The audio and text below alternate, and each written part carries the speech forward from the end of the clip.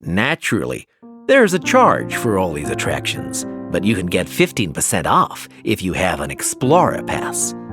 If you don't have a pass but would like one, the driver here has application forms. Just ask him for one and fill it out while on the tour.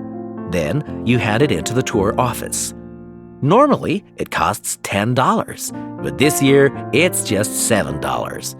When you hand it in, you'll get your picture taken for the card on the spot, and then your card is ready to use. Remember to show it whenever you pay for anything. The discounts apply not just to tourist attractions, but some bars and restaurants. Basically, everywhere you see a red Explorer symbol. We're coming up to the historical district now. That is the end of section 2. You now have half a minute to check your answers.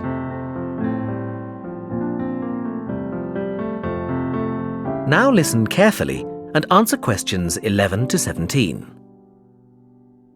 Welcome to San Fernando City Tours. I'm Mark, your tour guide. We have a lot to see in 3 hours, so make sure you're comfortable. We'll be traveling into the historical district first, and then into the town center. After that, it's out to the harbor, and we'll finish up at the lighthouse, just past the harbor. That will take us up to midday, and after that, you're free to do what you want. At the lighthouse, you'll have a chance to visit the tea room and take photographs of the magnificent coastline. Now, as we have only 3 hours, we won't be able to take you around the shopping district, but we think you'd prefer to look around the shops there in your own time anyway. San Fernando has some well-known tourist attractions, the lighthouse, for example, and the National Library. However, the little-known military museum is not to be missed. Be sure to visit before you leave.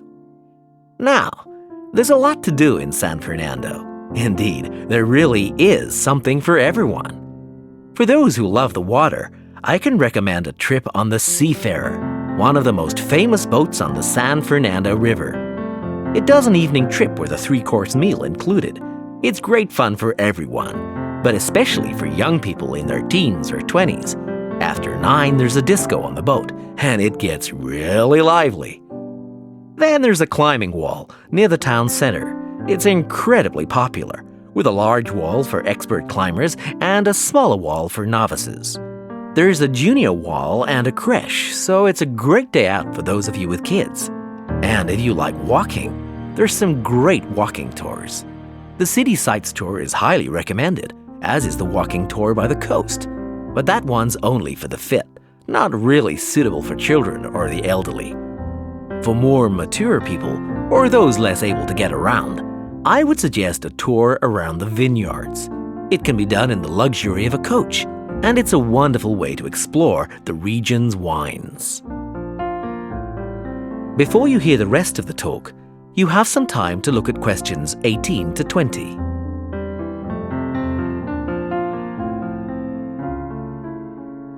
The subject of this series of lectures is horology, the science of measuring time, and we'll be looking at a few basic concepts in this lecture.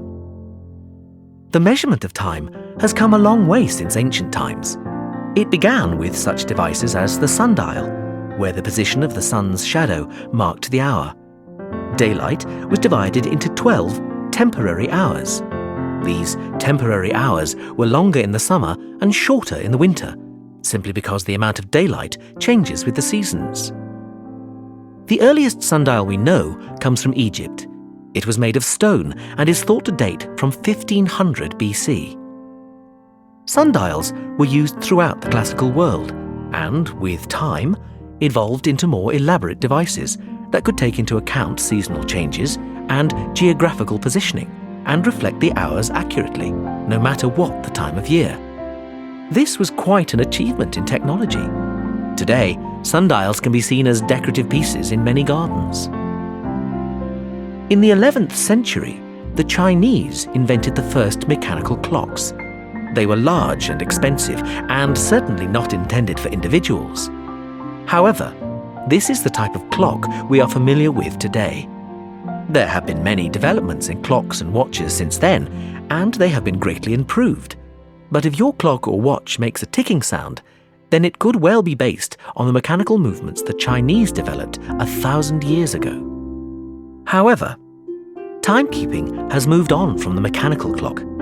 Time has become so important that there is a series of atomic clocks around the world which measure international atomic time. Even though many countries have their own calendars, globalization has made it essential that we measure time uniformly. That we know, for example, that when it's 6 a.m. in the United Kingdom, it's 2 p.m. in Beijing. This standard was set in 1958. Now these atomic clocks are situated in over 70 laboratories all over the world. There is so much to cover about the development of time measurement that I would like to refer you to the reading list. The core text is The Development of Time, Theory and Practice, but there are many other useful texts.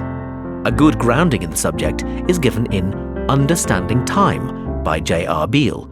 Although some sections lack detailed analyses, it does offer a good foundation. Also, Time, Concepts and Conventions is quite a useful read. You might think from the title that it's about the philosophy of time, but this isn't the case. Rather, it gives a good description of how different countries have different approaches to time in terms of calendars and days. Lastly, The Story of Time by David Harris analyzes time in great detail, and I would recommend this book if you are aiming to specialize in horology. Now, we're going to continue with an in-depth look at lunar and solar cycles. That is the end of the listening test. You now have half a minute to check your answers.